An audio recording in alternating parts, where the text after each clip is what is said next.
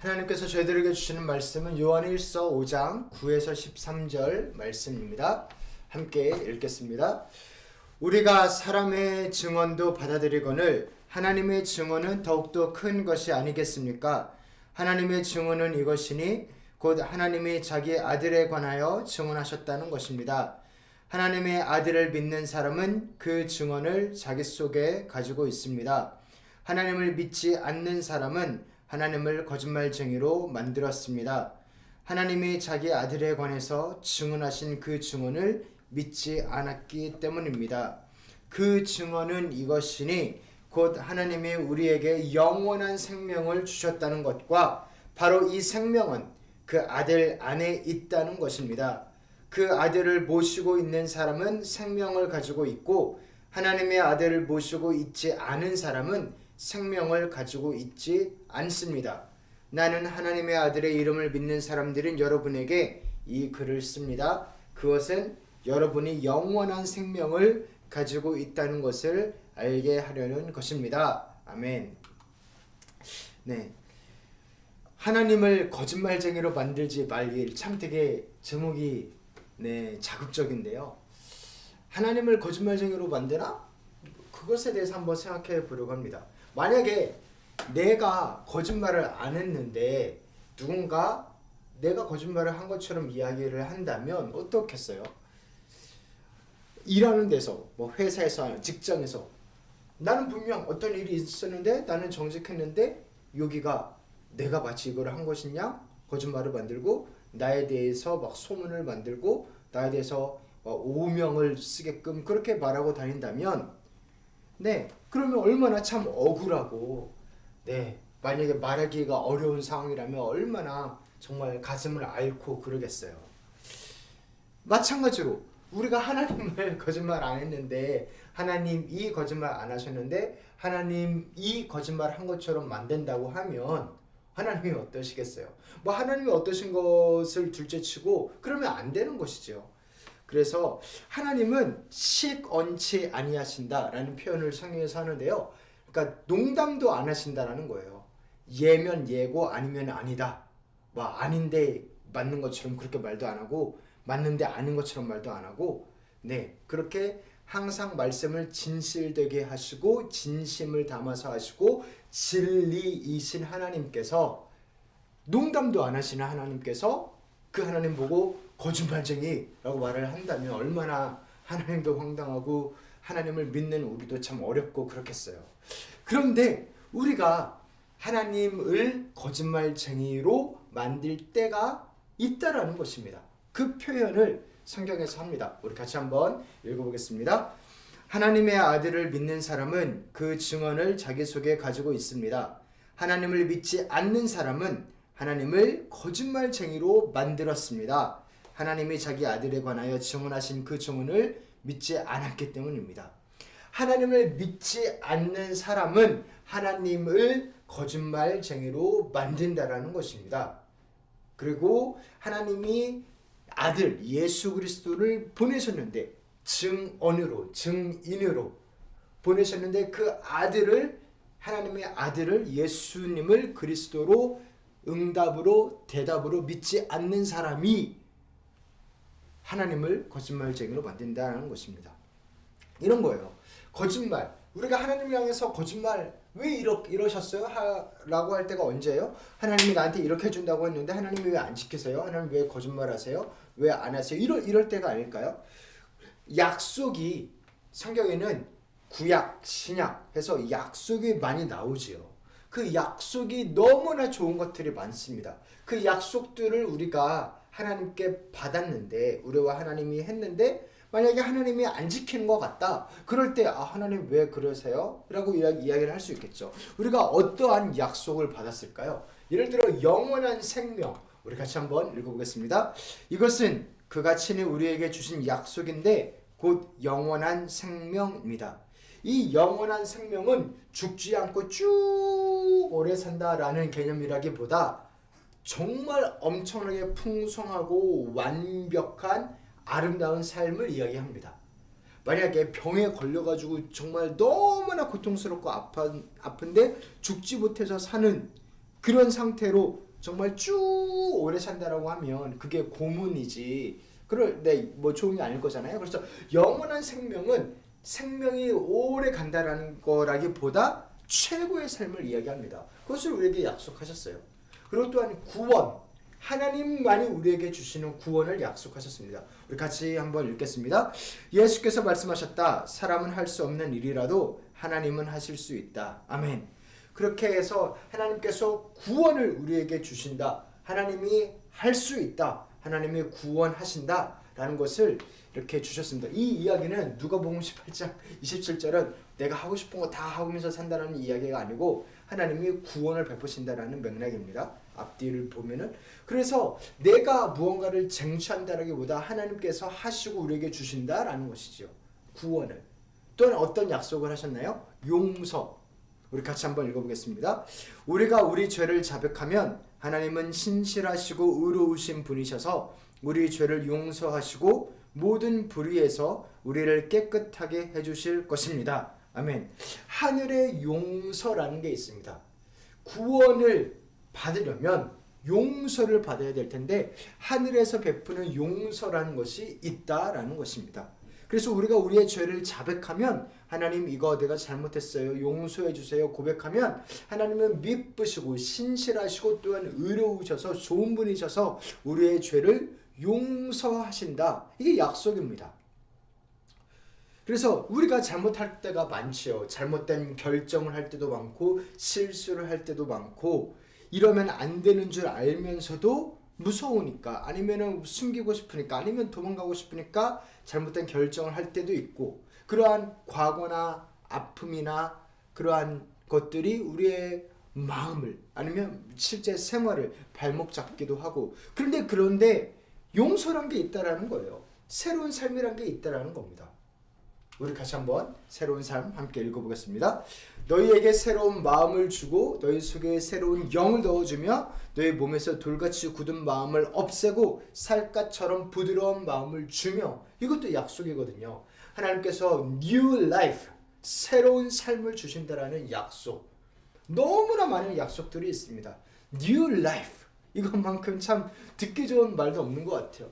내 삶을 reboot, 다시 할 수 있다라고 한다면 리셋하고 내 모든 것을 내가 지우고 싶은 부분들을 지우고 다시 시작할 수 있다라고 한다면 네 그렇게 새로운 삶이 있다라는 것입니다. 없지 않아요.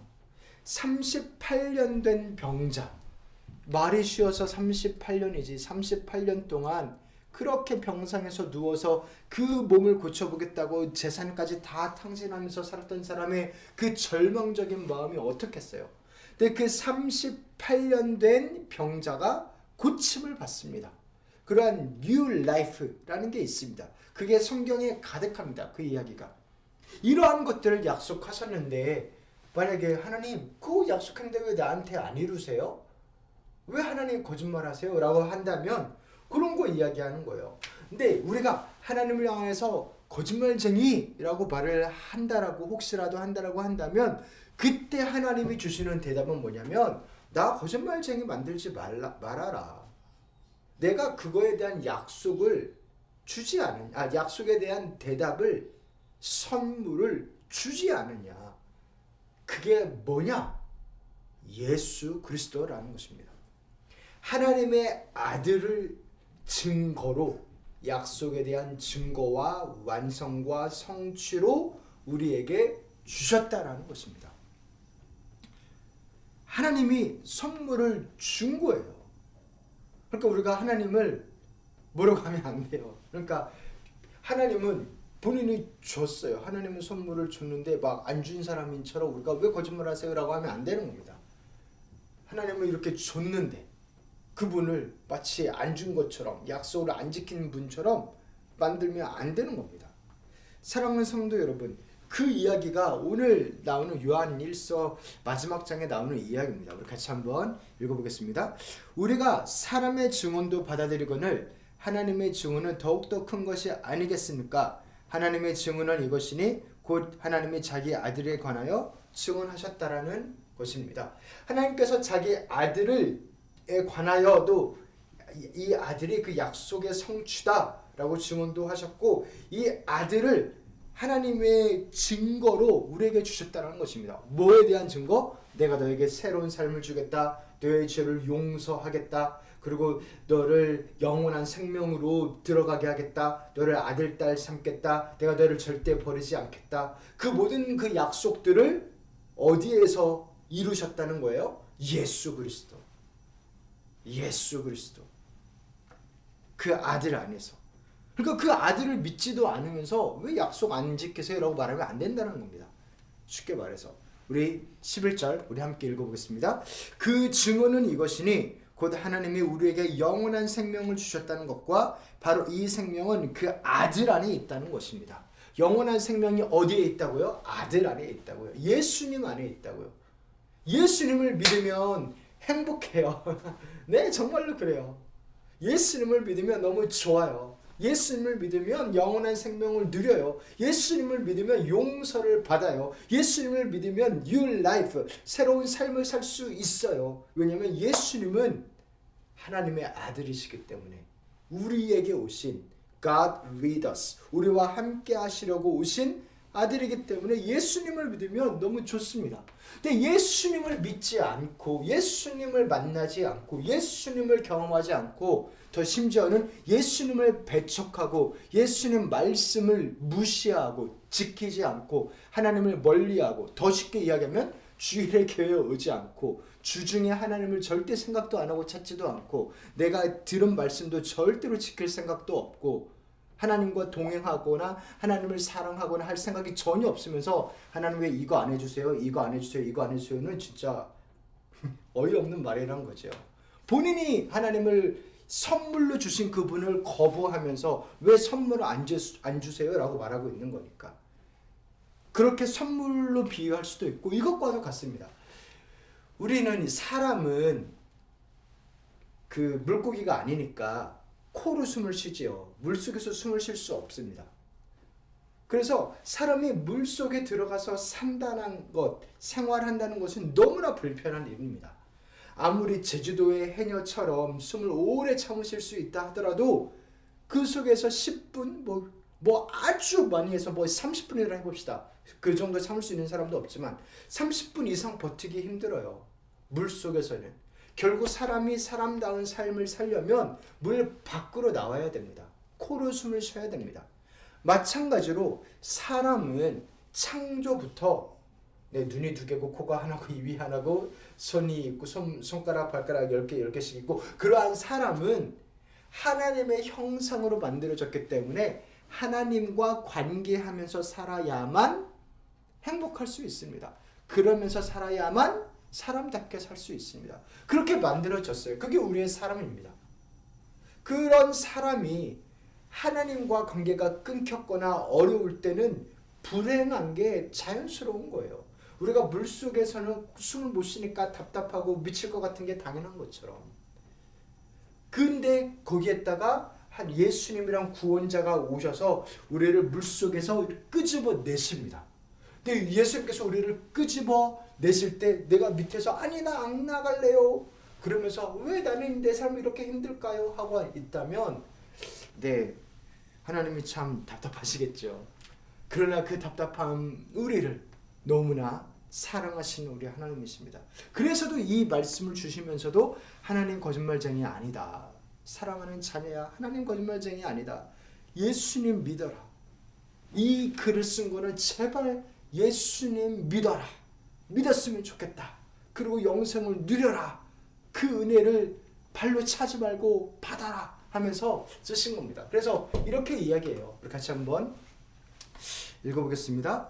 그 아들을 모시고 있는 사람은 생명을 가지고 있고 하나님의 아들을 모시고 있지 않은 사람은 생명을 가지고 있지 않습니다. 그래서 제발 좀 우리에게 이 생명을 가지라고 이 글을 씁니다. 라고 이야기합니다. 같이 한번 읽어보겠습니다.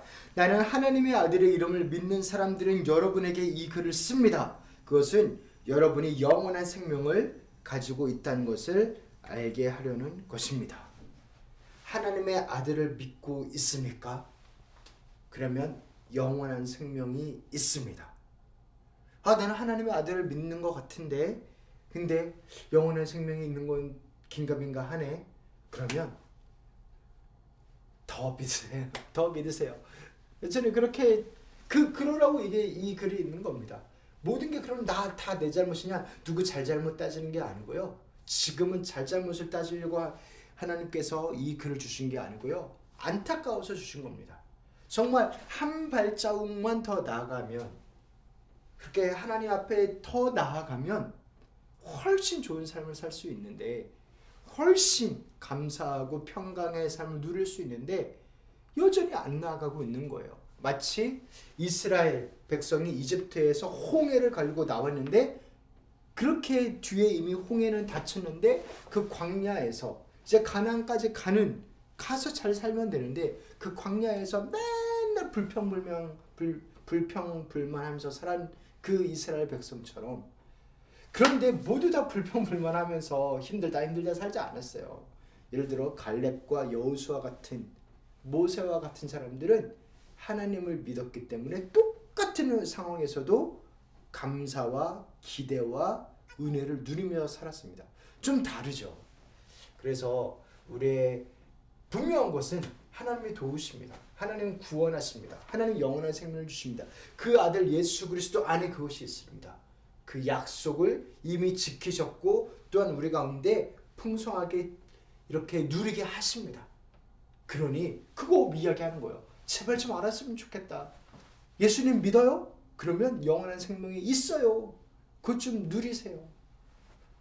그것 좀 누리세요. 라는 겁니다. 그래서 우리 다시 한번 이 연말에 우리가 한 해를 돌아보고 또 한 해를 계획하며 나아갈 때 어떻게 하면 그 예수님을 더 잘 믿을 수 있을까? 다른 말로 하면 어떻게 하면 그 진리를 우리가 더 누릴 수 있을까?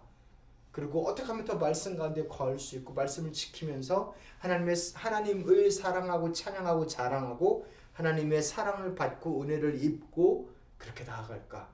정말 그 계획도 같이 한번 세우며 나아갔으면 좋겠습니다.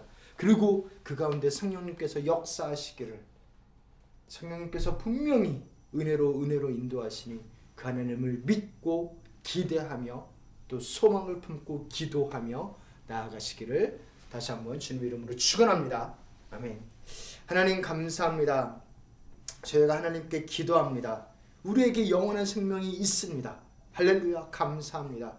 그 생명, 그 은혜를 더욱더 누리며 정말 그 은혜 가운데 더욱더 거하며 나아갈 수 있도록 계속해서 저희들을 도와주시고, 우리 사랑하는 결식교회 성도님들 한 분 한 분 가운데 은혜 위에 은혜로 함께하여 주시옵소서.